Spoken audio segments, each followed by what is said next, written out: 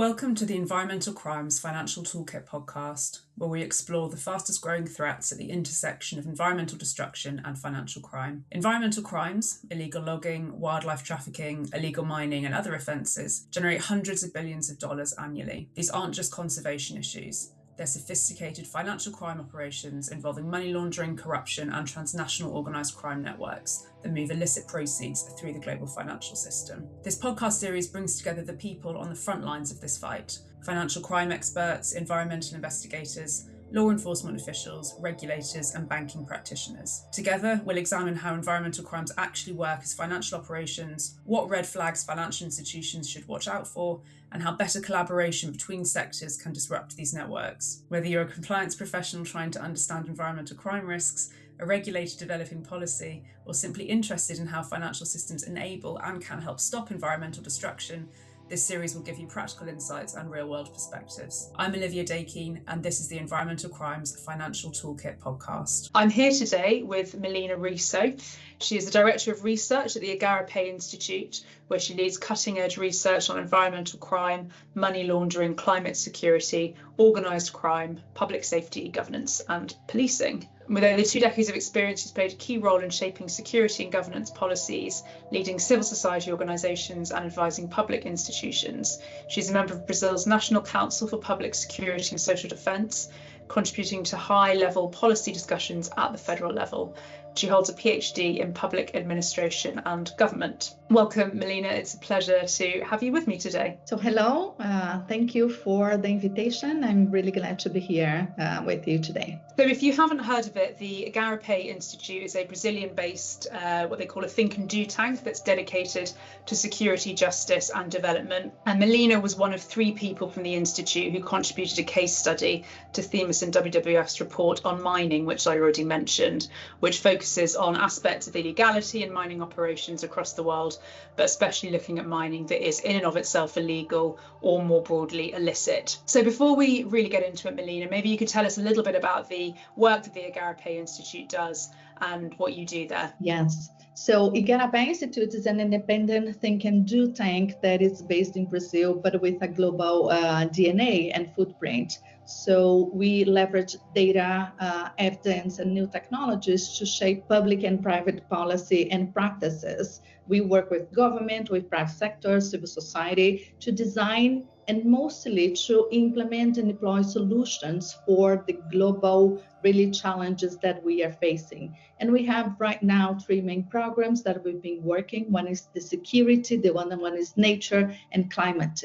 And we are going to discuss a little bit the mining, the illegal mining. It's really in the intersection with security and nature. So really understanding all the criminality, environmental crime, what is affecting the environment, and how this is spinning up the global change. So this is a really key challenge that we have to face. That sounds so interesting, and I think it's so important to focus on that practical element, as it sounds like you do. So in your work and in the case study that you contributed to the research report that I mentioned, you talk about the critical role that financial crimes play in the illegal mining economy, which is really the main thrust of our report generally as well, and particularly you talk about the intersection with money laundering. So I wondered first of all if you could tell us about some of the ways in which illegal mining and money laundering do converge. All right, so when we started to investigate all these issues, one of the things that always we talk with authorities, it was related to environmental crime, and people usually look at us and really didn't understand what we are saying. So we did an investigation like trying to put together and understanding in a more comprehensive way the operations led by the federal police in the Amazon. And what we find is there is an ecosystem of different types of crimes that is related to environmental crime. So in terms of the illegal mining specifically, what we found in these operations, there has been a lot of indictments related to money laundering, but also to organized crime. So we could really show how this is not something that is being operated by individuals, but it's a really well-connected network that is driving all the deforestation.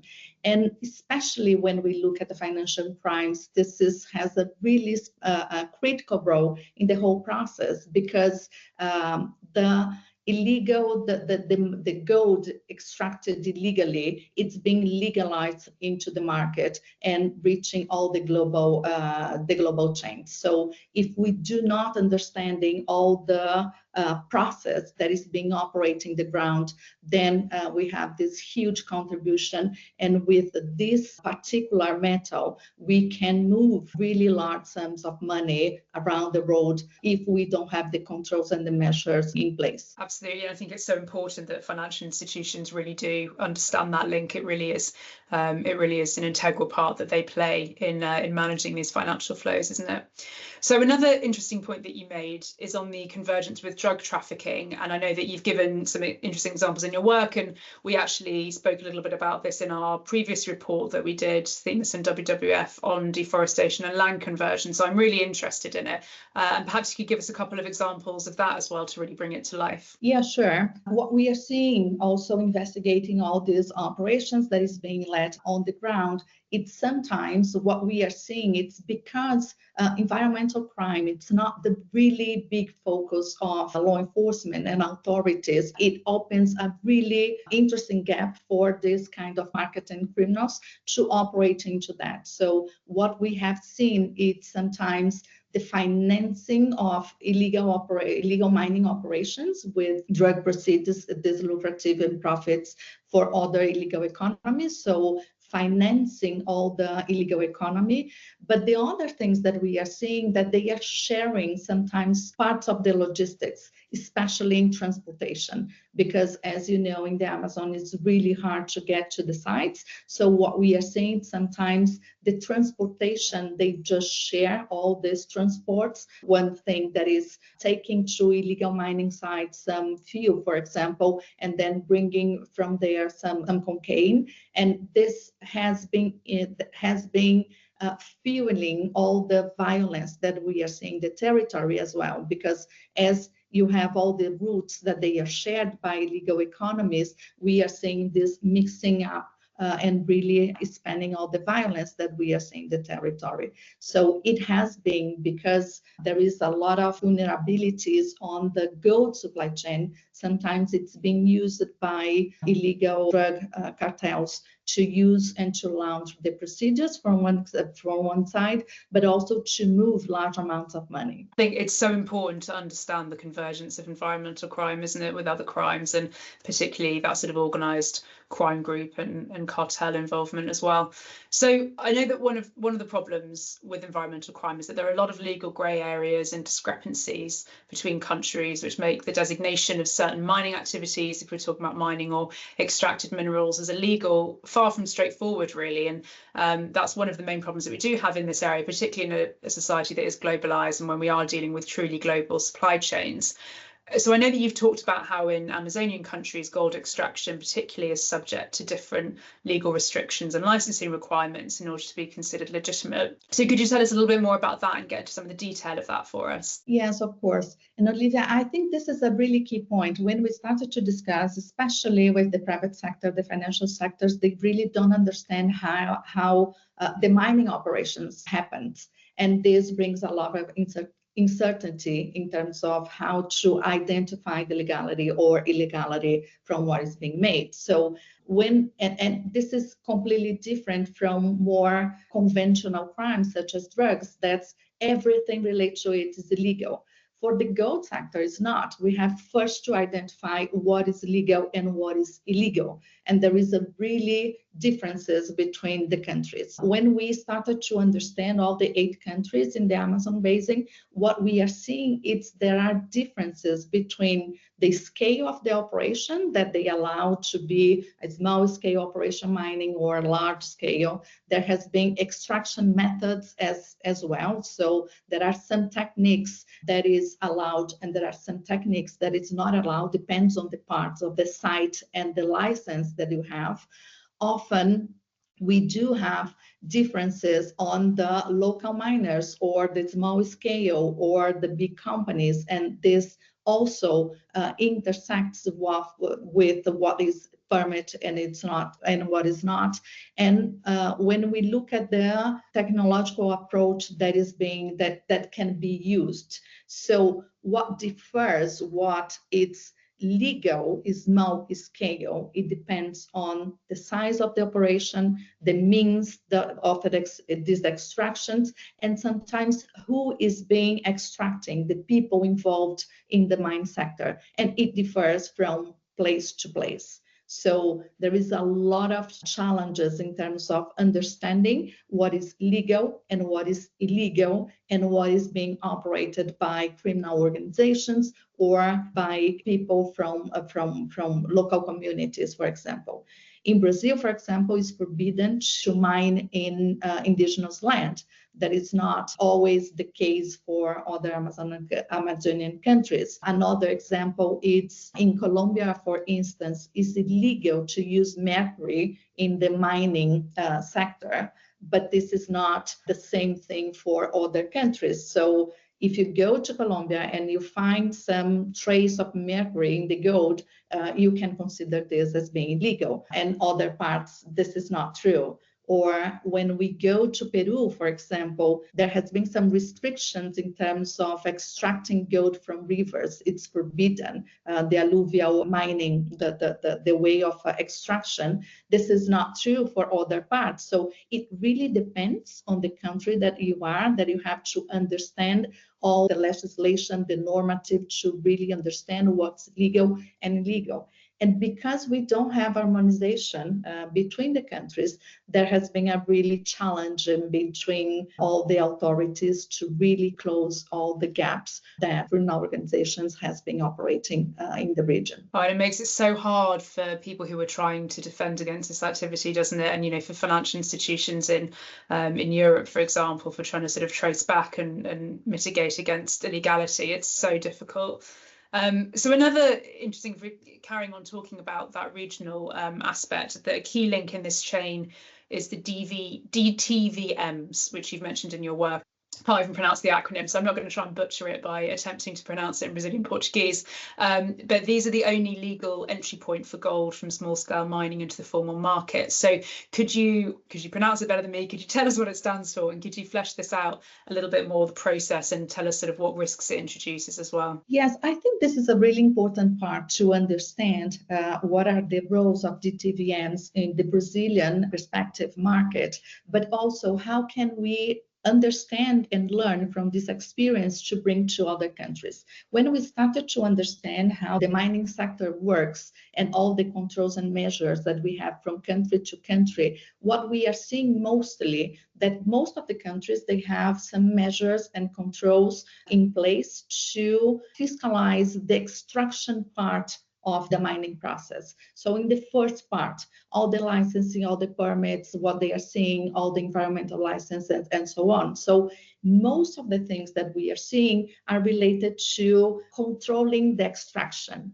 But when we are going to the whole chain of the gold sector, what we are seeing that there is a really huge lack of controlling in different parts of that, especially on the commercialization. So this is something that in the Brazilian legislation, there has been really interesting, because the only way to insert a small scale legal mining into the market is through the DTVMs. And DTVMs, it's related and it's connected to the financial sector, and it has to be approved. All the controllers, all they have to check and so on, it has to be approved by the central bank. So it's the Brazilian Central Bank that approved some DTVMs to work in place, and these are the only institutions that can make this first purchase of small scale gold that is being extracted. This is not true for all the countries that we are seeing in Latin America, for example. There is no controlling in the Peruvian. Once the extraction is done, the commercialization, there is a really, really big lack of controlling in the system. So you cannot, you lose track from the extraction to the commercialization and then into the market. So in the Brazilian perspective, as you have this DTVM, it makes another really huge control link that you can exert and really understand what is happening. And due to some lack of the legislation and normatives that we have, the criteria that the TVM has to ask for this person who went there to sell the gold, there is really gaps in terms of the investigation. And this is why we are seeing the Brazilian perspective that the TVMs was a really key link in the whole chain and to prevent illegal gold into the market. So what we saw, because we didn't have any digital invoice, for example, or what we had, it's a good faith. So when one person went to sell the gold, they just say, yeah, I came and I took this from this place with this license. They were not required to check any of this information. So this is really big lack and opacity in the information, and it allows a lot of illegal gold to enter to the market. What we have seen is the change of legislation that we saw in 2023 in Brazil that requires from different norms from the central bank that is requiring the digital invoice. So we have more control in the commercialization part, but also the Supreme Court just suspended the good faith. Now they have to check this. What we are seeing in terms of results is there has been a reduction of 84% of gold being entered from a small scale entering into the market. So it shows us that when you implement some controls in these parts of the commercialization process, it really can be a huge component for prevent illegal gold mining. That's an amazing improvement. That's so great to hear. And so what does DTVM stand for? Can you pronounce it properly for us, the words? DTVM em português is Distribuidora de Títulos e Valores Mobiliários. That for English, we would translate into securities dealer or broke dealers. So there are this part that they can enter. So this is what it means. And they are the only ones who can, from where the small scale gold mining can enter into the market. Thank you. I will stick with the acronym. I will absolutely not be trying to pronounce that. So related to that, you talk about transparency and mining data being really, really essential for strengthening risk assessment processes. And that really, I think, illustrates it, particularly in the private sector. And I really couldn't agree more. I think it's one of the key challenges that people trying to mitigate their exposure to illegal mining activity face. You can have all the willing in the world, but if you don't have the data, it's pretty difficult. So how do you think that transparency can be improved? What I guess are some of the challenges in the blocks? What do you think needs to happen? What do you want to see more of? What would you recommend to the private sector? If that's not too many things to ask you at once. What we are seeing is there are so far, for at least for the Brazilian market, there are some data that they are available. For instance, you can download all the polygons authorized for exploitation, for example. So this information is public available. So you can really see when people are selling and saying, this is coming from this polygon, from this license. You can see where it is and where in the place it is, if it's in the middle of the Amazon or not. And also what you can do is implement some risk measures. For example, it is really close to an indigenous territory or a protected area, so then can have some, challenges and require more due diligence in terms of their site operation.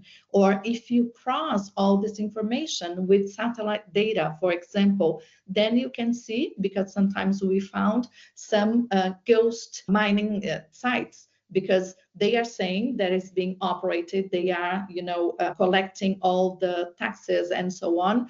But when we look at the images, you don't see any perspective of being exploited. So there are different ways if we cross all this information and really understand in the territory what is happening, this can bring a lot of insights in terms of the risks, in terms of that mining site or that permit that is being operated, and also see all the legalities. Do they have the license in the correct phase? Are they collecting all the taxes allowed? Do they have environmental license to operate that mining site, and so on? So this kind of information, they are available, and you can cross this information to really make sure that you are reducing all the risks on illegality. And so I really think, like, especially the financial sector has to understand better these databases and really understand how to reduce the risks, because there are some public data available to minimize the illegalities and the risks. That's really good to hear.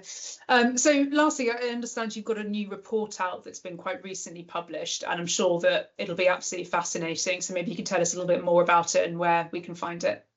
Yes, what we are trying to do also, it's really close all the gaps for illegality. And one thing that we are seeing, especially for the anti-money laundering system as a whole, it's sometimes they are really focused on all the information related to money transactions, but they are not collecting all the information from this chain that we just discussed. So what are the extraction, what are the risks in the process, and so on. And this requires non-financial entities to report suspicious transactions. So what we went to do, and this research shows, it's in terms of the mining sector, what are the non-financial entities that are reporting suspicious transactions to UFUs in the countries, and really understanding that sometimes you do have in the commercialization, but it's lacking in the extraction part of that, or sometimes all the transportation of the metal, it's something that is not being measured or showing some suspicious transactions, because we have to control all the supply chain and not just the financial part of that. So this is what we are seeing, and how can we improve the information that the system can operate more properly. Amazing. I'll definitely be reading it. So thank you so much for your time today and joining us, Melina, and for your amazing expertise. It's been so interesting for me to talk to you, and I'm sure also our listeners. All right. Thank you very much for having me. So it was a really great conversation. So for our listeners in financial institutions, we have a load of free resources that can help you to understand and mitigate your exposure to illegal mining and to environmental crime more widely. First, Themis and WWF's report on mining, which I've mentioned a few times, is available or will be shortly available on both Themis and the WWF websites. If you search for Environmental Crimes Financial Toolkit in Google, you'll find it quite easily. It's the first thing that pops up. We also have a resource hub within the toolkit with practical tools, red flag indicators and case studies that you can use in your day-to-day work, and it's all free to access. Next week, we'll be diving into conflict minerals with Sasha Lezhnev, Senior Policy Advisor at The Century, where he leads engagement on conflict gold and minerals in the Democratic Republic of Congo. You can find more information about the Environmental Crimes Financial Toolkit at wearethemis.com/UK. Thanks for listening.